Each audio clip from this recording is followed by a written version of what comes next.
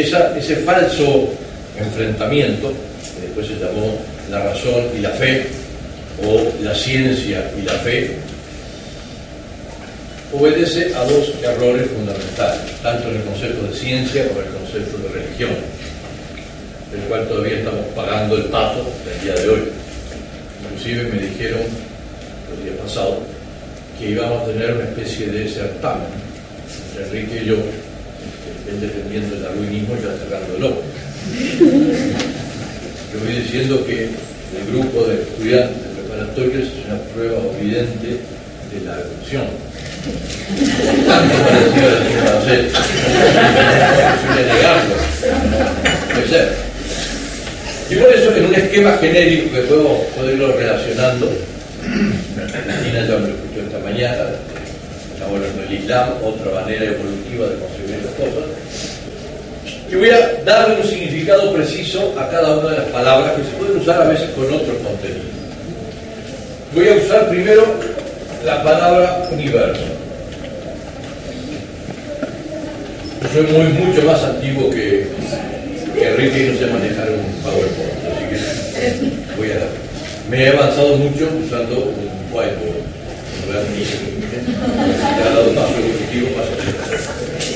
Universo le llamaríamos entonces a todo lo que existe en un proceso acumulativo de las personas y las civilizaciones. Lo podemos relacionar en tres grandes categorías. Primero, llamaríamos cosmos a todo lo material. Como quiere que se defina la materia, lo material le llamamos cosmos. Que entre paréntesis deriva una palabra griega que significa hermosura. Las señoritas saben perfectamente que es un cosmético, que es una manera que tenemos los seres humanos de inventarle la plana de la evolución. Tienes cara de chimpancé, mijita, ¿qué le vas a hacer? Bueno, ponete medio kilo de diluido, y con eso vas corrigiendo los errores de la evolución. Segundo, el ser humano. No, los mijitos están avanzando prácticamente rápidamente hacia la humanidad.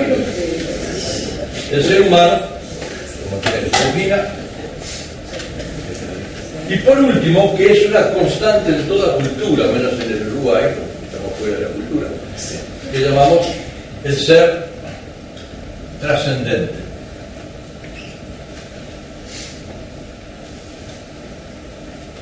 Frente a toda experiencia humana del cosmos o del ser humano, hay una sorpresa, hay algo que se me escapa, que se va más allá de lo, digamos, plástico de esto, o lo plasma, o lo plasta, que esto se queda ahí. Hay algo que me diga más allá. Y hay evidencias culturales en el arte rupestre, que por lo menos tiene 14.000 años, la última cueva descrita, donde hay sorpresa del ser humano frente a la muerte, frente a el ataque de lo que no puede controlar, frente a las fuerzas de la naturaleza. Se me va de las manos. Eso es trascendente. ¿Cómo lo vamos a ir concretando más adelante? El proceso de la evolución histórica.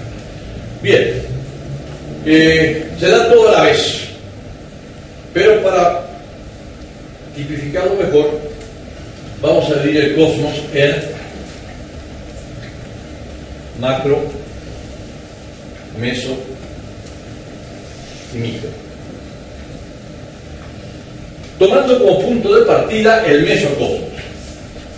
Esto es lo esencialísimo para entender cualquier cosa física, química, biológica, religiosa, filosófica. Le llamamos mesocosmos aquella observación del cosmos que tiene como instrumento los sentidos.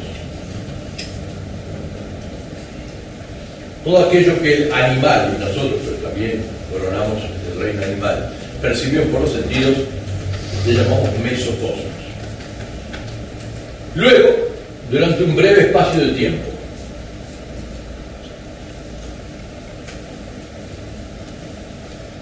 ¿a qué le llamamos breve espacio de tiempo? Tomando en cuenta que el cosmos tiene la módica suma de 13.700 millones de años. Los que manejamos dólares sabemos que 2 minutos son millones.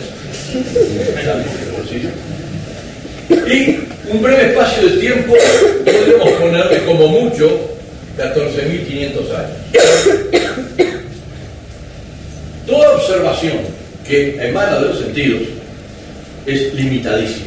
Los sentidos captan una parte muy, pero muy reducida del mundo actual, digo, el mundo que captamos. ¿Por qué? Porque no son instrumentos de conocimiento en primera instancia, sino que son instrumentos de adaptación al medio para la sobrevivencia. Los animales tienen los sentidos que necesitan para usar el mundo, para cazar, matar, etc. Nosotros tenemos sentidos mucho más limitados que los animales. Vemos menos, oímos menos, buscamos menos, sentimos menos, etc. Pero que nos alcanza porque la inteligencia de alguna manera sustituyó el trabajo de los sentidos y vamos inventando cosas para salir de acá. Pero este mesocosmos, en el primitivismo del ser humano que lo concibe, mira, ve la luna, ve las estrellas, ve el sol, ve las nubes, pero lo contempla por poco espacio de tiempo. Nosotros sabíamos que eran pocos meses, días, minutos o lo que sea. Y la primera cosa que el ser humano tiene que hacer es elaborar un lenguaje, que costó bastante. Uno siempre piensa que el primitivo tenía lenguaje, y hablaba y clavaba el Quijote, esas cosas. Costó mucho la palabra, la fragmentación de los sonidos, hasta que hubo que hacer una transformación ahí arriba para que la lengua se entrara en el yoide y pudiera cortar sílabas, cosa que hacen tan mal los chimpancés contemporáneos. Leen, no se les entiende nada, se comen las sílabas, es espantoso. Cada vez que uno le pide a un chico, ¿me podés hacer una lengua? Y después una simplificación del lenguaje, que haciendo una especie de, ya para escuchar a los chicos en clase, que generalmente en todos los países el adolescente medio tiene un lenguaje de aproximadamente 300 palabras. Simplifica 4.500 palabras en español, entre el coso, la cosa, el codo, la caga, y eso incluyendo las inflexiones de los verbos, ¿no? Y se demostró por una especie de experimentación psicológica con los chimpancés que los chimpancés también son capaces de distinguir 300 símbolos distintos. O sea que el lenguaje del docente no excede la capacidad del chimpancé para expresarse con una serie de símbolos. Así que estamos bien localizados. Luego, cuando el lenguaje se perfecciona y podemos transmitir experiencias, conocimientos, etc., elaboramos nuestra propia cultura, que arrastra toda esta limitación de sentidos y breve tiempo.